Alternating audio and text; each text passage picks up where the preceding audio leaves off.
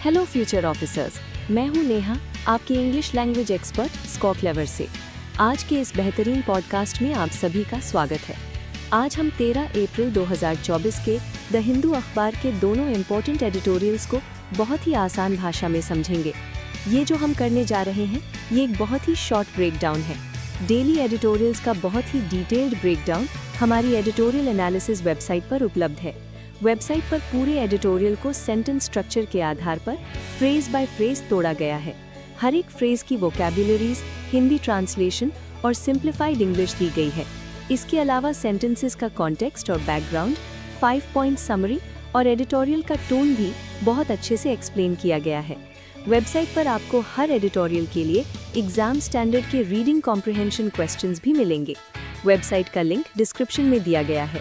स्कॉक्लेवर आपको daily premium editorial vocabulary PDFs भी provide करता है, जिसमें सभी इंपॉर्टेंट वोकैबुलरीज की डिटेल्ड एक्सप्लेनेशंस होती हैं। ये पीडीएफ स्कॉक्लेवर के टेलीग्राम चैनल पर बिल्कुल फ्री में उपलब्ध है। चैनल ज्वाइन करने का लिंक भी डिस्क्रिप्शन में है। मेरा आप सभी से एक सुझाव है, अगर आपको बीच में कोई भी एक्सप्लेनेशन समझ ना आए तो feel free to pause, video को रोकें, सेंटेंस को एनालाइज करें और जब मीनिंग समझ आ जाए तो उस सेंटेंस को थोड़ा तेज आवाज में 2 बार पढ़ें।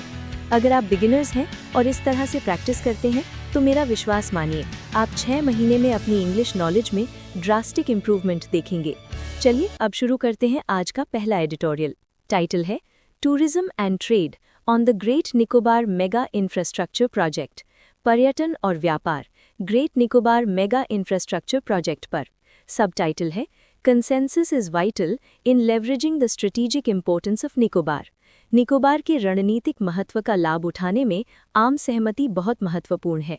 कंसेंसस का मतलब होता है सभी की रजामंदी।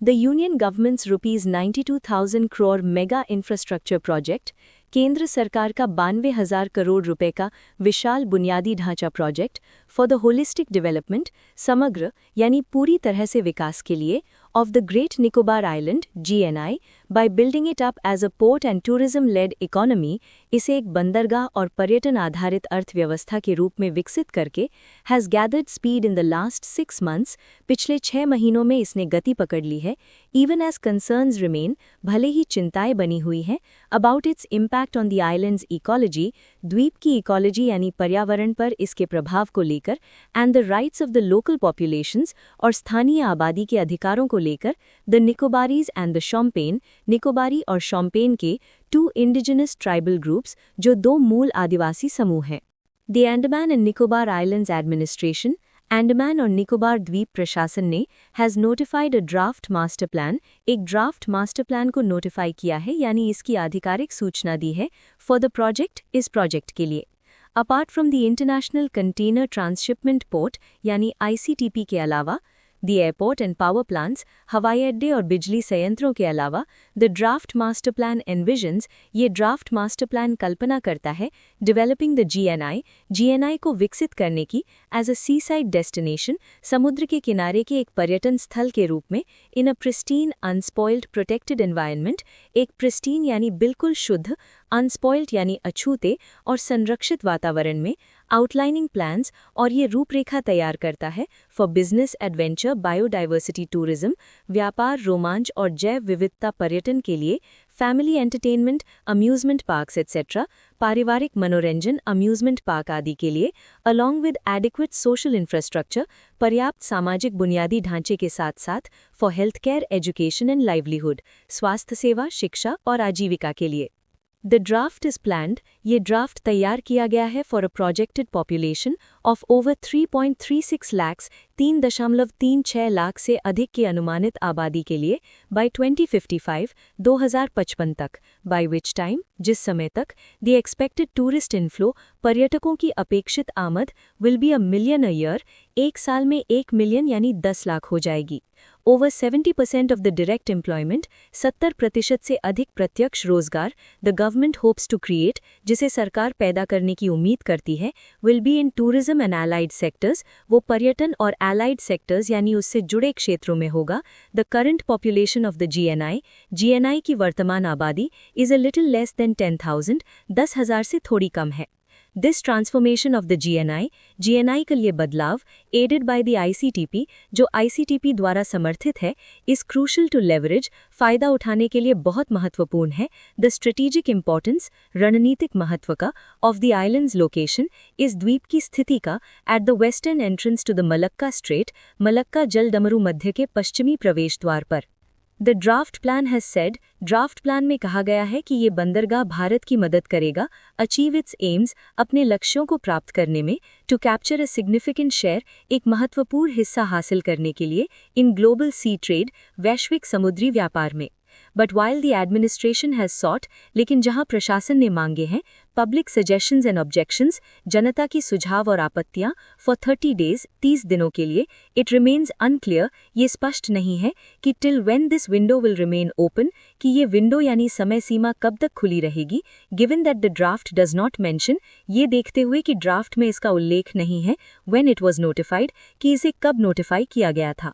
This draft plan follows another draft plan ये ड्राफ्ट प्लान एक और ड्राफ्ट प्लान के बाद आया है to relocate local Nicobarese communities स्थानीय निकोबारी समुदायों को दूसरी जगह बसाने के लिए to make way for the project ताकि इस प्रोजेक्ट के लिए रास्ता बनाया जा सके the two plans seemingly contradict each other ये दोनों योजनाएं जाहिरा तौर पर एक दूसरे का विरोध करती हैं with regard to where existing populations may be relocated इस संबंध में कि मौजूदा आबादी को कहाँ रीलोकेट या स्थानांतरित किया जा सकता है which has renewed fears among these groups जिसने डर को फिर से पैदा कर दिया है इन समूहों के बीच These communities have been opposing the project's clearance since 2022 ये समुदाय 2022 से इस प्रोजेक्ट की मंजूरी का विरोध कर रहे हैं alleging that their forest rights had not been settled ये आरोप लगाते हुए कि उनके वन अधिकारों का निपटारा नहीं किया गया है While the National Green Tribunal हालांकि National Green Tribunal ने has set aside concerns about the project's impact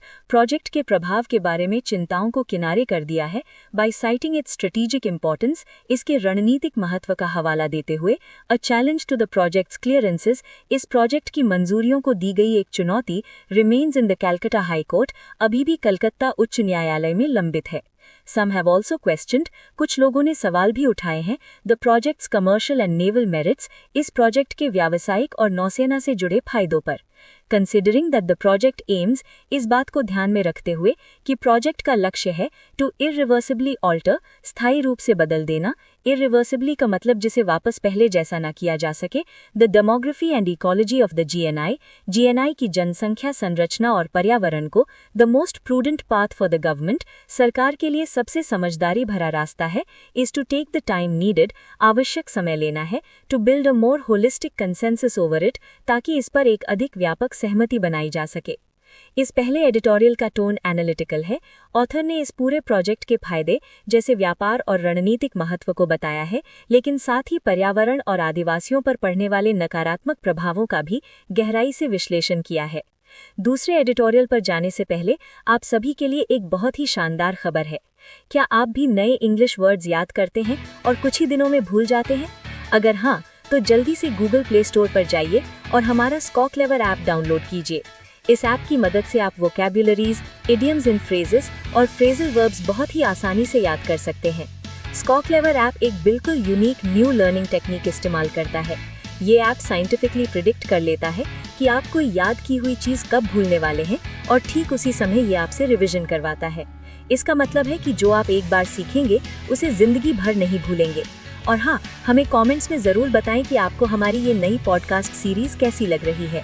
इस पॉडकास्ट को बनाने में हमारी पूरी टीम की बहुत मेहनत लगती है इसलिए इस वीडियो को लाइक करें कम से कम अपने 5 दोस्तों के साथ शेयर करें और चैनल को सब्सक्राइब करना बिल्कुल न भूलें चलिए अब बढ़ते हैं आज के दूसरे एडिटोरियल की तरफ टाइटल है elusive deal on the Iran US cease fire talks मायावी समझौता ईरान अमेरिका युद्ध विराम वार्ता पर इल्यूसिव का मतलब होता है जो आसानी से हाथ ना आए या पकड़ में ना आए सबटाइटल है US and Iran must continue diplomatic efforts to end the war America और ईरान को युद्ध समाप्त करने के लिए कूटनीतिक प्रयास जारी रखने चाहिए 21 hours of talks in Islamabad में 21 घंटे की बातचीत between the US and Iran America और ईरान के बीच ended without a breakthrough बिना किसी ब्रेक थ्रू यानी बिना किसी बड़ी सफलता के समाप्त हो गई दैट नो अग्रीमेंट इमर्ज्ड कि कोई समझौता नहीं हुआ from the first post cease fire meeting युद्ध विराम के बाद की पहली बैठक से इज नॉट सरप्राइजिंग, ये आश्चर्यजनक नहीं है। नॉर डज इट मीन और ना ही इसका मतलब ये है that the process has collapsed कि ये प्रक्रिया कोलैप्स हो गई है यानी पूरी तरह विफल हो गई है। Even before the talks began, बातचीत शुरू होने से पहले ही इट वॉज एविडेंट, ये एविडेंट यानी स्पष्ट था that there were huge gaps कि बहुत बड़े अंतर थे बिटवीन द टू साइड्स, दोनों पक्षों के बीच। द 2-week सीज फायर, 2 सप्ताह का युद्ध विराम announced by US president Donald Trump, जिसकी घोषणा अमेरिकी राष्ट्रपति डोनाल्ड ट्रंप ने की थी ऑन April 8 अप्रैल को, आफ्टर 39 डेज ऑफ वॉर, 39 दिनों के युद्ध के बाद, लुक्ड शेकी फ्रॉम डे 1, पहले दिन से ही शेकी यानी अस्थिर लग रहा था, as Israel stepped up air strikes on Lebanon, क्योंकि इजराइल ने लेबनान पर हवाई हमले तेज कर दिए थे, किलिंग हंड्रेड्स, जिसमें सैकड़ों लोग मारे गए। Both Iran and Pakistan, Iran और पाकिस्तान दोनों ने विच मीडिएटेड द ट्रूस, जिन्होंने इस ट्रूस यानी संघर्ष विराम की मध्यस्थता की थी, claimed that Lebanon was covered by the cease fire, ये दावा किया कि लेबनान इस युद्ध विराम के दायरे में आता है, while Israel wants to continue the war, जबकि इजराइल युद्ध जारी रखना चाहता है। There was no mutually agreed framework, कोई आपसी सहमति वाला ढांचा नहीं था for the Islamabad talks either, Islamabad वार्ता के लिए भी। ईरान claimed, ईरान ने दावा किया that its 10-point proposal was accepted, कि उसका 10 सूत्रीय प्रस्ताव स्वीकार कर लिया गया था as the basis for discussion, चर्चा के आधार के रूप में, while the White House said, जबकि व्हाइट हाउस ने कहा that the 10 points that it received, कि उसे जो 10 बिंदु मिले हैं वो different from those, वे उन बिंदुओं से अलग थे in the proposal that Tehran had released, जो तेहरान द्वारा जारी किए गए प्रस्ताव में थे। डिस्पाइट डिफरेंसेस, मतभेदों के बावजूद, the meeting between US vice president JD Vance, अमेरिकी उपराष्ट्रपति जेडी वैंस और ईरानी प्रतिनिधि मंडल के बीच हुई ये बैठक, headed by parliament speaker Mohammad Bagher Ghalibaf, जिसका नेतृत्व संसद अध्यक्ष मोहम्मद बघेर गालिबाफ कर रहे थे, the first face to face senior level meeting between the two sides, जो पहली आमने सामने की उच्च स्तरीय बैठक थी बिटवीन द टू साइड्स, दोनों पक्षों के बीच, सिंस द 1979 रेवोल्यूशन, 1979 की क्रांति के बाद से, मार्क्ड सिग्निफिकेंट प्रोग्रेस, ये एक महत्वपूर्ण प्रगति को दर्शाती है। According to mister Vance and Iranian officials, mister Vance और ईरानी अधिकारियों के अनुसार 3 इश्यूज रिमेन कंटेंशियस, 3 मुद्दे विवादित बने हुए हैं। ईरान्स न्यूक्लियर प्रोग्राम, ईरान का परमाणु कार्यक्रम, its control over the straight of Hormuz, Hormuz जल डमरू मध्य पर इसका नियंत्रण, and Israeli strikes on Lebanon, और लेबनान पर इजरायली हमले। नोटेबली, विशेष रूप से, Iran was willing to make a deal, Iran समझौता करने को तैयार था ऑन इट्स न्यूक्लियर प्रोग्राम, अपने परमाणु कार्यक्रम पर। The straight was fully open, जल डमरू मध्य पूरी तरह से खुला था, एंड द लेबनान सिचुएशन, और लेबनान की स्थिति, हैड नॉट एस्केलेटेड, एस्केलेट नहीं हुई थी यानी बिगड़ी नहीं थी, into a full scale ground invasion, एक पूर्ण पैमाने पर जमीनी आक्रमण में, before the US and Israel launched, इससे पहले कि अमेरिका और इजराइल ने शुरू किया the war on Iran on February 28, 28 फरवरी को ईरान पर युद्ध। US Israeli bombarding have not met their stated objectives, America और इजरायल की बमबारी ने अपने घोषित उद्देश्यों को पूरा नहीं किया है। ऑन द कॉन्ट्ररी, इसके विपरीत, the war has hardened Iran's position, युद्ध ने ईरान के रुख को और कठोर कर दिया है, and triggered a whole new संकट, और एक पूरी तरह से नए संकट को ट्रिगर कर दिया है यानी जन्म दे दिया है, over the straight of Hormuz, Hormuz जल डमरू मध्य को लेकर। मिस्टर ट्रंप, हु यूनिलैटरली सैबोटाज्ड, जिन्होंने एक तरफा रूप से सैबोटाज किया यानी जानबूझकर बर्बाद कर दिया था, the Obama era Iran nuclear deal, Obama के समय के ईरान परमाणु समझौते को, इन 2018 में, should not have started this war, उन्हें ये युद्ध शुरू नहीं करना चाहिए था। But now that the war has turned out, लेकिन अब जब ये युद्ध साबित हो गया है to be a strategic setback, एक रणनीतिक हार या झटका for the US and its regional allies, अमेरिका और उसके क्षेत्रीय सहयोगियों के लिए, वॉशिंगटन मस्ट फोकस, वॉशिंगटन को ध्यान केंद्रित करना चाहिए ऑन अ नेगोशिएटेड सेटलमेंट, बातचीत के जरिए होने वाले समझौते पर, विदाउट अल्टीमेटम्स, बिना किसी अल्टीमेटम या अंतिम चेतावनी के। ईरान फॉर इट्स पार्ट, वहीं दूसरी ओर Iran realises that it holds significant leverage, ये महसूस करता है कि उसके पास महत्वपूर्ण लेवरेज यानी फायदा या शक्ति है, but it should avoid over playing it's hand, लेकिन उसे अपनी क्षमता से ज्यादा दिखावा करने से बचना चाहिए। Tehran needs credible security guarantees, Tehran को विश्वसनीय सुरक्षा गारंटी की आवश्यकता है अगेंस्ट फ्यूचर अग्रेशन, भविष्य के किसी भी आक्रमण के खिलाफ, एंड सपोर्ट फॉर रिकंस्ट्रक्शन, और पुनर्निर्माण के लिए समर्थन की, while the wanton Israeli killings, जबकि इजरायल द्वारा की जा रही वांटन यानी बिना किसी कारण की क्रूर हत्याएं इन लेबनान में मस्ट एंड, समाप्त होनी चाहिए। एट द सेम टाइम, उसी समय Iran should be open to concessions, Iran को छूट या रियायतें देने के लिए तैयार रहना चाहिए ऑन द न्यूक्लियर फ्रंट, परमाणु मोर्चे पर, and to fully reopening the straight of Hormuz, और हॉर्मोज जलडमरू मध्य को पूरी तरह से फिर से खोलने के लिए, टू ग्लोबल ट्रैफिक, वैश्विक यातायात के लिए। दी इस्लामाबाद मीटिंग, इस्लामाबाद की बैठक, could be a starting point, एक शुरुआती बिंदु हो सकती है, if both side sustain dialogue, यदि दोनों पक्ष बातचीत को सस्टेन करते हैं यानी बनाए रखते हैं, while holding the cease fire, युद्ध विराम को कायम रखते हुए। इस दूसरे एडिटोरियल का टोन डाइडैक्टिक है। डाइडैक्टिक का मतलब होता है शिक्षाप्रद या उपदेशात्मक। लेखक अमेरिका और ईरान दोनों को ये निर्देश दे रहा है कि उन्हें शांति बनाए रखने के लिए क्या क्या कदम उठाने चाहिए और किन गलतियों से बचना चाहिए।